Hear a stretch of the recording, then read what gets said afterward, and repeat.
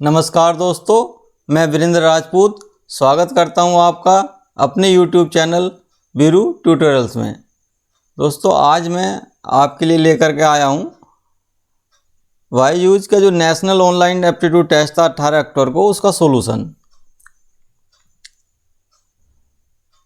अगर जो आपने अभी तक मेरे चैनल में जो अभी तक 50 वीडियो बन चुके हैं मैथ के, वो नहीं देखे हैं तो मेरे प्लेलिस्ट में जा कर के चैनल की आप ये सारे वीडियो मेरे देख सकते हैं। अभी तक आपने मेरा चैनल सब्सक्राइब नहीं किया है तो please subscribe my channel, like and share Veeru tutorials nursing society. देखिए, पहला क्वेश्चन लेते हैं। क्वेश्चन है, if x and y are the centres of two identical circles of radius 7 cm and AB 3 cm. What is the area of the rectangle PQRS? तो यहाँ हम देख रहे हैं AB जो उसने बोला है ये 3 सेंटीमीटर है, ठीक है। और इसका मतलब ये से इस जगह की जो डिस्टेंस है x से जो है ये आपका कितना हो जाएगा, 4 हो जाएगा। B से y कितना हो जाएगा, ये भी 4 हो जाएगा। तो टोटल जो आपको डिस्टेंस मिल रही है ये आपकी 8 और 3 11 सेंटीमीटर मिलेगी, ठीक है। और 7 ये थी और 7 ये थी, तो 11 + 7 + 7 तो ये आपका हो जाएगा 7 दूनी 14 15 25। यानी कि अगर जो मैं कहूँ तो PQ आपको कितना हो गया, 25 मिल गया। और ये आपका कितना हुआ, ये 14 हो जाएगा QR। तो आपको एरिया कितना मिलेगा रेक्टेंगल का, ये आपका हो जाएगा 25 × 14। अब देखिए यहाँ पर जो ऑप्शन है बहुत क्लियर है, हमें यूनिट डिजिट हम पकड़ेंगे तो हमारा आंसर मिल जाएगा। लास्ट डिजिट हमारी क्या बैठेगी, 5 × 20 यानी कि 0। तो हमें आगे और कैलकुलेशन करने की ज़रूरत नहीं है, सिर्फ हमारा आंसर क्या हो जाएगा, 350 हो जाएगा। बढ़ते हैं नेक्स्ट क्वेश्चन की ओर। देखिए क्वेश्चन क्या कह रहा है आपसे। क्वेश्चन है, While studying the approximate shape and size of a sea waves, scientists arrived upon the following shape. What is the area in meter square of the region that represents water if arc VD and VF are quarter circle? तो ये quarter circle की जो arc है उसके बारे में बोला है कि BD और BF जो है ये उसकी आर्क हैं। अब आप अगर जो देखिए, ये अगर जो आपकी आर्क हैं और ये आपका क्या 5 सेंटीमीटर का ये क्या है, स्क्वायर है। तो इसका मतलब क्या है, ये जो एरिया है ये कहीं ना कहीं इस चीज़ को, इस एरिया को कंपनसेट करेगा। मतलब ये एरिया जो है ये इसके बराबर हो जाएगा। ये अगर जो 2 मानूँ तो ये इसके बराबर हो जाएगा। तो अगर जो उसने क्या कहा, शेडेड एरिया के बारे में बात करिए, तो what is the area of the region that represents water. तो वाटर तो इसको रिप्रेजेंट करेगा। तो 1 + 2 को जो मैं जोड़ता हूँ तो कुल मिला के मुझे क्या मिलता है, एरिया ऑफ ये आपका स्क्वायर।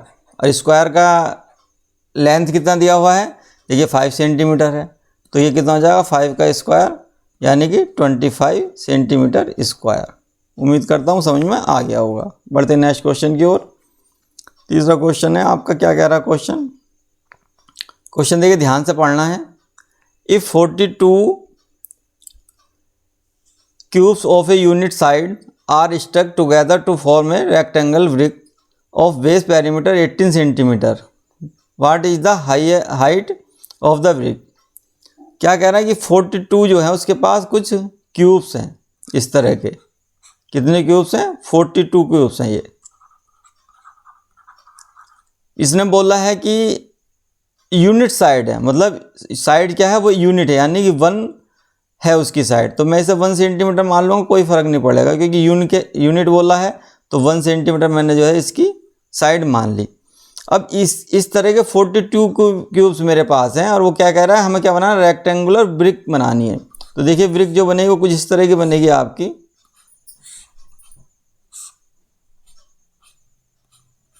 ठीक है। अब इसमें आपकी ये लेंथ हो जाएगी, ठीक है। और लेंथ के बाद ये आपकी विड्थ हो जाएगी और ये आपकी हाइट हो जाएगी, ठीक है। ये जो आपकी विड्थ हो जाएगी ये आपकी हाइट हो जाएगी और ये आपकी लेंथ हो जाएगी। अब देखिए उसने क्या किया, पेरीमीटर जो है वो 18 सेंटीमीटर, मतलब ये जो लेंथ और विड्थ है ये कितनी है उसकी, 18 सेंटीमीटर है पेरीमीटर। तो अगर हम पेरीमीटर का फार्मूला देखें तो पेरीमीटर क्या होता है, 2 लेंथ प्लस बी बराबर कितना 18। तो इसका मतलब एल प्लस बी आपका कितना हो जाएगा 9 हो जाएगा। अब जरा एक बात बताइए, ये हमारे क्या कॉम्बिनेशन बन सकते हैं। देखिए अगर जो मैं यहाँ 1 + 8 रखूँ तो भी 9 आएगा, 2 + 7 रखूँ तो भी 9 आएगा, और 3 + 6 रखूँ तो भी 9 आएगा, और 4 + 5 रखूँ तो भी 9 आएगा। इसका मतलब ये हुआ कि मेरे पास 4 कॉम्बिनेशन बने। अगर जो मैं ए और बी का एल और बी का मल्टीप्लिकेशन करता हूँ तो यहाँ देखिए 1 × 8 यानी कि 8 आएगा, 2 × 7 यानी कि 14 आएगा, और 3 × 6 यानी कि 18 आएगा, और 4 × 5 इसका मतलब 20 आएगा। अब देखिए यहाँ जो उसने कहा है L V and H R integers, ये मेन पॉइंट है। यानी कि एल वी क्या है आपका इंटीजर है, बी भी इंटीजर है और एच भी इंटीजर है। अब देखिए इस केस में तो मैंने जो लिया 1 8 2 7 3 6 4 5 सारे इंटीजर हैं, पर एच इंटीजर कब आएगा। अब देखिए अगर जो मैं वॉल्यूम की बात करूं तो क्योंकि मेरे पास ये क्यूब है, कितने क्यूब है मेरा 42 क्यूब है, और एक क्यूब का जो वॉल्यूम होगा वो कितना होगा आपका, अगर जो सपोज करो ये 1 है तो 1 का क्यूब हो जाएगा सेंटीमीटर में। और इसके साथ ये सारे के सारे कंपनसेट कहाँ हो रहे, आपके इस ब्रिक में कंपनसेट हो रहे हैं, जिसका क्या है वॉल्यूम क्या बनेगा एल × बी × एच। ठीक है, अब जो है हमें निकालना क्या, हाइट निकालनी है। तो हाइट का मतलब ये हो जाएगा कि 42 डिवाइड बाई एल × बी। अब आप देखिए एच आपका इंटीजर कब आएगा, जब एल और बी का जो गुणनफल है मल्टीप्लिकेशन है वो 42 को पूरा डिवाइड करें। अब यहाँ पर देखिए एक ही कॉम्बिनेशन मिलेगा आपको, आपको जो 42 तोड़ना चाहेंगे तो 14 से कटेगा, यानी यहाँ मेरे पास 14 होना चाहिए, तभी ये होगा 3 आ जाएगा। तो 14 का मतलब ये होगा कि मेरा जो ये वाला पेयर है ये आपका सही है 2 × 7 वाला, इसका मतलब हाइट जो आपकी 3 आ जाएगी। और किसी भी कॉम्बिनेशन में आपकी जो हाइट, अगर तो आप 18 रखेंगे तो आपका इंटीजर नहीं आएगा, 20 रखेंगे तो भी नहीं आएगा, और आप 8 रखेंगे तो भी नहीं आएगा। इसका मतलब ये है कि सिर्फ एक है, सिर्फ ओनली 1 आपके पास पेयर बनने आया 2 × 7 का, जो आपका 14 बनाएगा एल × बी, और जिसके आपकी हाइट कितनी निकल आ जाएगी 3 आ जाएगी। उम्मीद करता हूँ समझ में आ गया होगा। बढ़ते हैं नेक्स्ट क्वेश्चन की ओर। देखिए क्वेश्चन क्या कह रहा है अगला आपसे, in the given figure 3/4 of a smaller square is shaded and 6/7 of the larger square is shaded. Shaded portion दे रखा है, ये कितना है टोटल आपका 3/4 है, और ये कितना है 6/7 है। अब ये बात बताइए, ये जो पोर्शन आपको दिखाई दे रहा है, ठीक है, तो ये इसका पोर्शन बचा हुआ है और ये जो है इसका पोर्शन बचा हुआ है। ये दोनों पोर्शन आप देखेंगे तो बराबर हैं।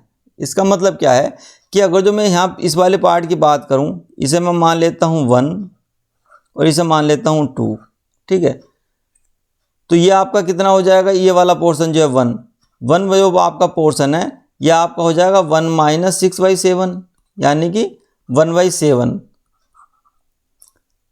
और अगर जो ये मैं इसे पूरे को ए मान रहा हूँ तो इसकी 1 मिनट से ए ले लेते हैं, इसे बी ले लेते हैं, ऑफ ए, ठीक है। उसी तरह से अब जो दूसरे पार्ट की बात करता हूँ तो ये हो जाएगा 1 - 3/4, यानी कि 1/4 ऑफ बी। ये जो पार्ट हैं आपके ये बराबर हैं, ये जो पार्ट हैं आपके ये क्या हैं, बराबर हैं।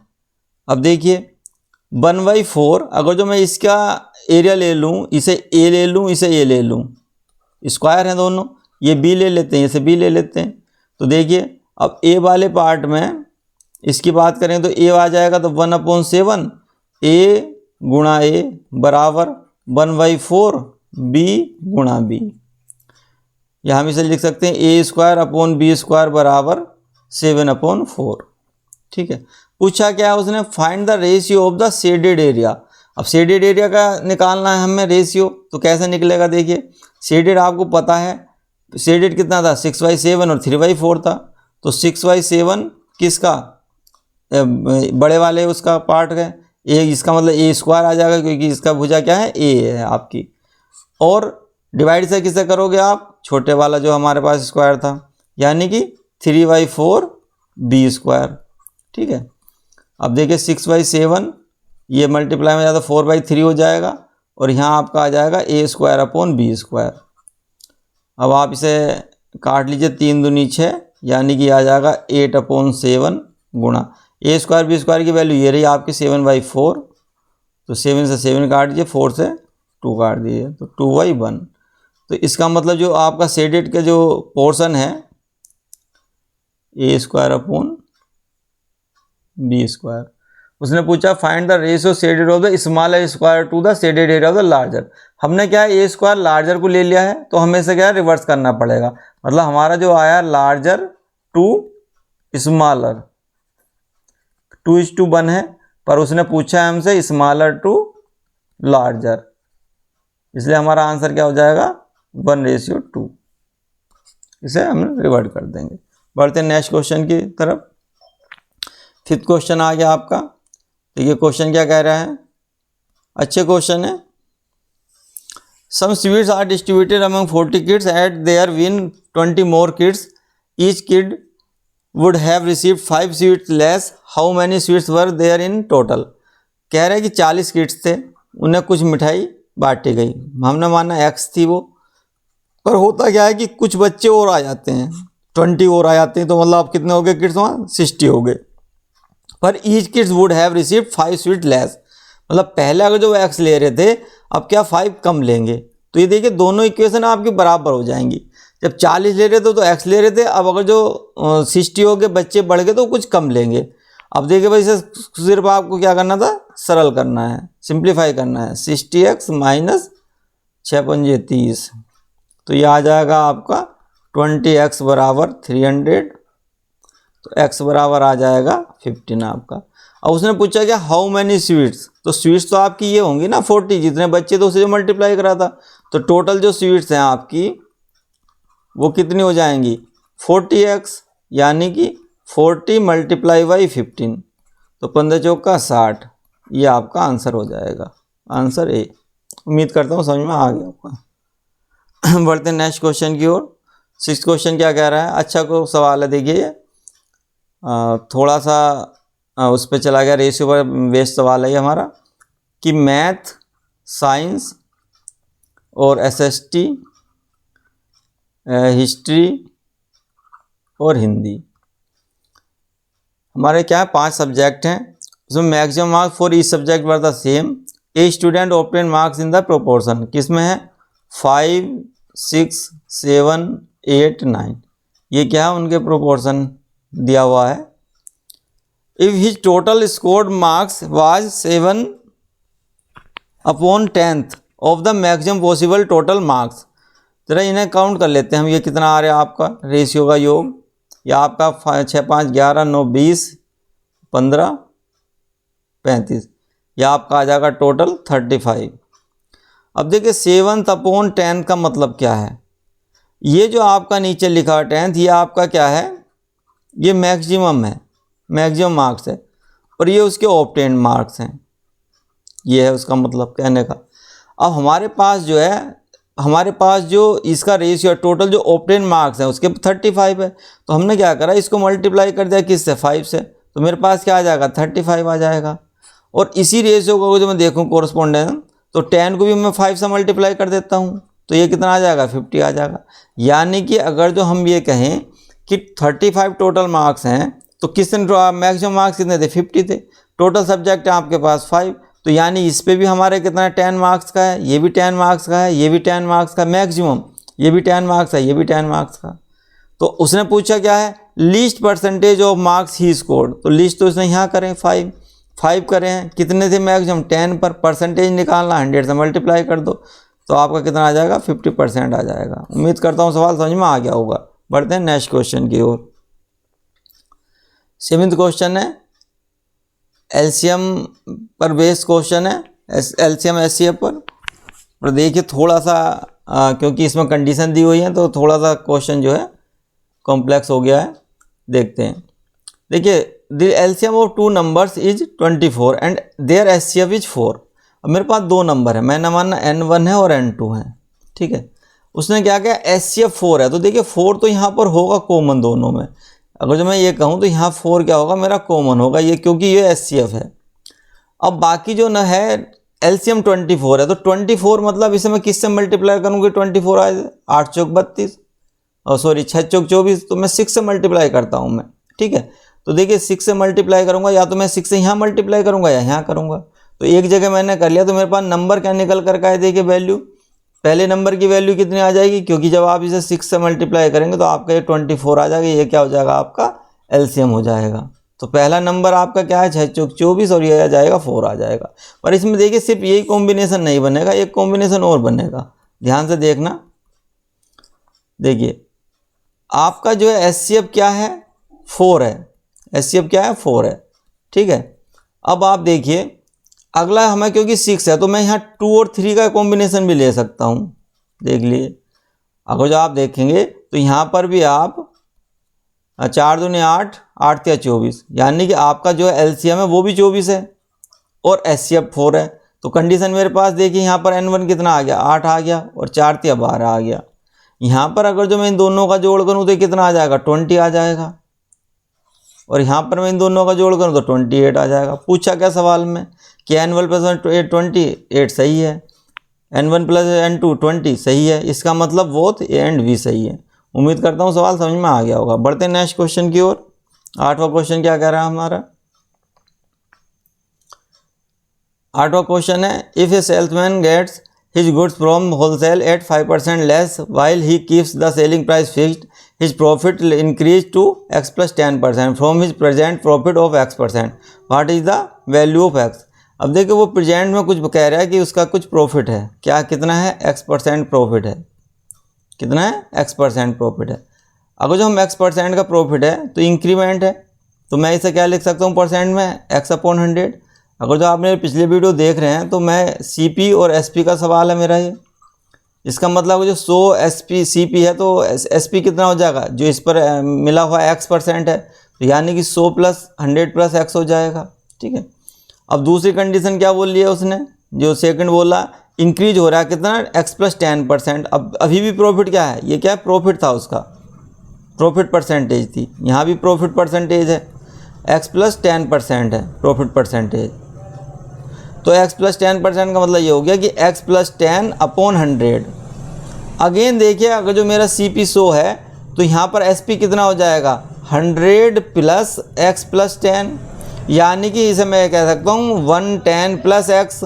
अब ये जो 110 + x है, अगर उसने क्या कहा है कि जो दोबारा आपका इंक्रीज हो रहा है ये ही आपका 5% ज़्यादा है, मतलब यहाँ से अगर जो हम इस तरफ जाते हैं तो ये क्या कह रहा है -5% लेस हो रहा।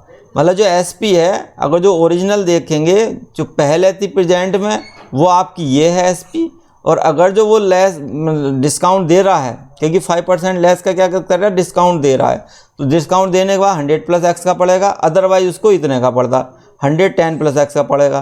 तो इसका मैं अगर जो डिफरेंस देखूँ तो डिफरेंस देखिए 110 + x -100 - x या प्लस x रखता हूँ मैं, 1 मिनट, ये किसके इक्विवेलेंट है 5% के इक्विवेलेंट है, ठीक है। या हम इसे ये लिख सकते हैं 110 - 100 + x - x, ये आपका कट जाएगा, ये 5% के इक्विवेलेंट है। या ये कह सकता हूँ मैं कि 10 रुपये जो है एक तरह से वो आपके किसके इक्विवेलेंट है 5% के इक्विवेलेंट है। अगर जो 10 रुपये 5% के इक्विवेलेंट है तो 20 रुपये कितने के हो जाएंगे 10% के इक्विवेलेंट हो जाएंगे। या मैं कह सकता हूँ 200 रुपये आपके किसके इक्विवेलेंट हो जाएंगे 100% इक्विवेलेंट हो जाएंगे। देखिए इस चीज़ को याद रखना हमेशा, बहुत ईजी रहता है इससे हमें सवाल निकालना। यानी कि 100% जो वैल्यू है मेरे पास 200 रुपीज़ है, यानी कि ये जो वैल्यू है ये 100% है, इसमें तो -5% वो डिक्रीज कर रहा था। तो ये जो वैल्यू है आपकी 110 + x, इसका वैल्यू कितनी निकल गई 200 रुपये। पूछा क्या उसने मुझसे x की वैल्यू पूछी, तो 200 - 110 यानी कि 90 रुपीज़, ये क्या आपका आंसर आ जाए। What is the value of x 90 rupees. उम्मीद करता हूँ समझ में आ गया होगा। बढ़ते हैं नेक्स्ट क्वेश्चन की ओर। देखिए 9th क्वेश्चन क्या कह रहा है मेरा, क्वेश्चन जो है बहुत ज़्यादा टिपिकल नहीं है पर थोड़ा सा समझ में आ जाए तो अच्छा है। BC की वैल्यू दे रखी है उसने इसमें 14/5 सेंटीमीटर। पूछा है उसने BX पूछा है, what is the length of BX, ठीक है। F क्या है मिड पॉइंट है, यानी कि AF बराबर FB बराबर AB का आधा, ठीक है। आगे उसने कह रहा है for which the area of A F x is 5/8 of, देखिए इसे लिख लेते हैं, एरिया ऑफ ट्रायंगल क्या है, ए एफ एक्स बराबर area of rectangular A B C D, ये उसने कंडीशन दे रखी। अब देखिए क्योंकि ये जो ट्रायंगल है हमारा एक्स ए बी या एक्स ए एफ, ये दोनों क्योंकि ये मिड पॉइंट है, तो आप ध्यान से देखेंगे इसको, ये त्रिभुज देखिए आप, ये त्रिभुज, ये समरूप त्रिभुज है, यानी ये जो एरिया है 1 और 2 में जैसे कर रहा हूँ, ये दोनों एरिया बराबर होंगे आपके, ठीक है। तो इसका मतलब मैं अगर जो इसका एरिया निकालूं पूरा, किसका एरिया, त्रिभुज, एरिया ऑफ त्रिभुज ए एक्स ए बी एक्स, ठीक है। तो इसका कितना एरिया होगा, देखिए 1/2, आधार कितना है आपका ए बी, और बेस कितना हो गया इसका बी एक्स हो जाएगा, ठीक है। पर ये तो आपका त्रिभुज ए बी एक्स मतलब कंप्लीट हो गया, पर अगर जो मैं निकालता हूँ एरिया त्रिभुज ए एफ एक्स का, तो ये और आधा हो जाएगा, इसका भी आधा हो जाएगा। इसका मतलब मैं यहाँ लिख सकता हूँ 1/2 गुणा 1/2 गुणा ए बी गुणा बी एक्स बराबर, क्यों करा मैंने ये आधा, क्योंकि ये तो पूरा का है, हमें निकालना क्या था, एरिया ऑफ त्रिभुज ए एफ एक्स, तो ए एफ एक्स आपका इतना ही है, ए एफ योगी ये पॉइंट क्या एफ, तो ए एफ एक्स का आपका इतना है, दोनों क्योंकि बराबर थे इसलिए हमने क्या कर लिया, इसको आधा कर लिया। Area of A B C D, तो ए बी सी डी तो आपको पता है इसका हो जाएगा ए बी लंबाई गुणा चौड़ाई, ये कितना है आपका 14/5, हम इसे ए बी गुणा ये क्या है बी सी हो जाएगा आपका, ठीक है। ये वैल्यू आपकी बी सी है, ठीक है। तो इसे मैंने इसे मल्टीप्लाई कर दिया डायरेक्ट ही, यहाँ देखेंगे आप ए बी से ए बी आपका कैंसिल हो जाएगा, ठीक है। तो बी एक्स आपका निकल कर आ जाएगा 14/5 5/8। एक मिनट, यहाँ एक पॉइंट छूट गया हमारा, 5.8 था, यहाँ मल्टीप्लाई क्या था आपका 5.8 मल्टीप्लाई था, क्योंकि 5.8 of the area of rectangular, तो सॉरी रेक्टेंगल, तो 5/8 मल्टीप्लाई था, तो यहाँ 5/8 और रहेगा आपका। तो आप देखिए 2 दूनी 4 और 4 दूनी 8, 2 सत्ते 14, 5 से 5 काट दो, तो बी एक्स की वैल्यू जो आपकी निकल कर आ जाएगी 7 सेंटीमीटर। ये इसमें आंसर है आपका। उम्मीद करता हूँ समझ में आ गया होगा। बढ़ते हैं नेक्स्ट क्वेश्चन की ओर। देखिए क्वेश्चन क्या कह रहा है, क्वेश्चन है आपका, there is an oval track in the stadium which person A can cycle around in 56 second. देखिए कुछ इस तरह के शेप का एक हमारे पास स्टेडियम है, इसमें एक बंदा ए जो है वो क्या कर रहा है, एक दिशा में चलता है, साइकिल करता है, और 57 सेकेंड में जो है 56 सेकेंड में वो कंप्लीट कर लेता है।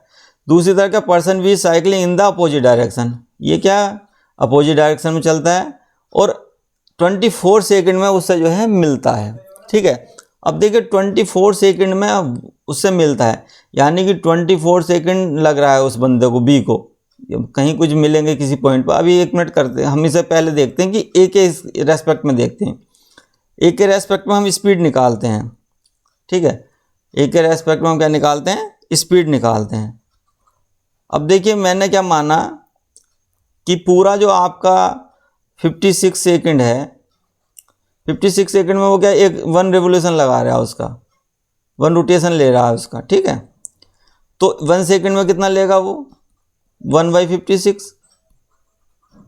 हमारे पास क्या 24 सेकेंड है, तो 24 सेकेंड में कितना लेगा 1/56 मल्टीप्लाई बाई 24, कितने रोटेशन लेगा।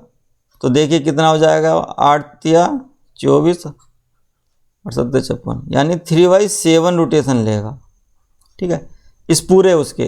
तो अगर मैं कहता हूँ कि पूरी डिस्टेंस इसकी मेरी डी है, तो मैं रोटेशन को डी मान लेता हूँ, तो ये मेरा 3/7 डी हो गया, ठीक है।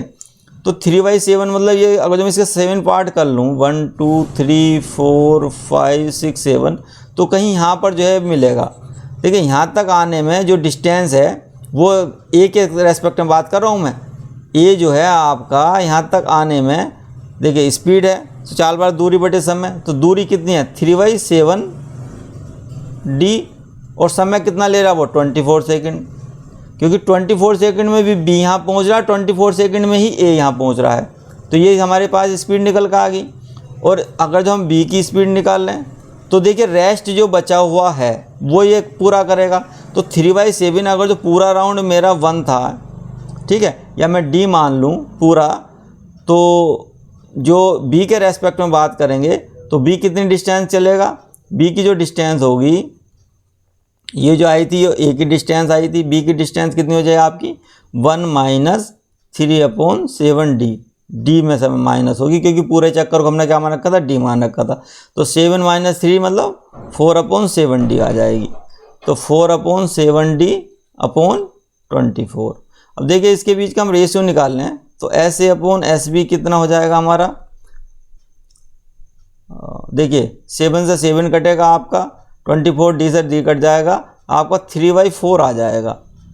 अब देखिए कभी भी जब हमारा डिस्टेंस सेम होती है, क्योंकि वो हमने उसने सवाल में क्या पूछा, 1 रोटेशन में पूछा है, देखिए what is the time taken by a person B to complete the round, तो बी कितनी देर में पूरा करेगा, ए कितने समय पूरा कर रहा है वो हमें पता है 56 सेकंड में कर रहा है, ठीक है, बी कितने समय पूरा करेगा ये हमें निकालना है।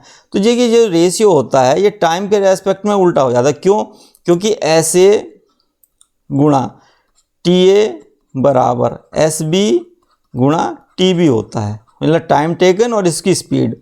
अगर जो हम यहाँ से देखें तो SA/SB बराबर आपका हो जाएगा TB/TA, मैंने क्या बताया कि ये उल्टा हो जाएगा, इसका मतलब अगर जो मैं यहाँ टाइम को लूँगा तो TB/TA हो जाएगा, ठीक है। तो अब देखिए ए कितना टाइम ले रहा है, आपको पता है 56 सेकंड ले रहा है, उसने बोला है ए जो है 56 सेकंड ले रहा है पूरे राउंड को, तो ए के रेस्पेक्ट में जो 4 कोरस्पॉन्ड जो करेगा आपका, मेरे पास वैल्यू क्या निकल गई 3/4 आई, ठीक है। 4 किसको कोरस्पॉन्ड कर रहा है आपका 56 सेकंड को, तो 1 की वैल्यू कितनी आ जाएगी 4 × 4 = 4 × 4 = 16, 14 आ जाएगी, तो आपका मल्टीप्लायर क्या आ जाएगा 14 आ जाएगा, तो आप इसे 14 से मल्टीप्लाई कर दीजिए, ये आ जाएगा 42 सेकंड आपका आंसर आ जाएगा, ठीक है। उम्मीद करता हूँ सवाल समझ में आ गया होगा। बढ़ते हैं नेक्स्ट क्वेश्चन की ओर। क्वेश्चन है आपका, देखिए ये क्या है, लॉजिकल रीजनिंग पर आधारित हमारा क्वेश्चन, ये कुछ क्वेश्चन है जो लॉजिकल रीजनिंग पर आधारित है वो मैंने ले लिए हैं, नहीं तो मैं यहीं एंड करता हूँ क्वेश्चन को, अगले वीडियो में और जो क्वेश्चन है लॉजिकल के वो मैं ले लूँगा। उम्मीद करता हूँ यहाँ तक आपको जो है मेरा वीडियो समझ में आ गया होगा। जो भी क्वेश्चन है बहुत अच्छे क्वेश्चन थे मेरे पास ये, और ऑनलाइन टेस्ट था ये 18 तारीख को, वाईजू का नेशनल ऑनलाइन टेस्ट था, एप्टीट्यूड टेस्ट, जो 7th क्लास के बच्चों के लिए था, जिस पर मैंने वीडियो तैयार करा है। अगर जो आपको मेरा वीडियो पसंद आता है तो please like, share and subscribe my channel Veeru tutorials nursing society. जय हिंद, जय भारत।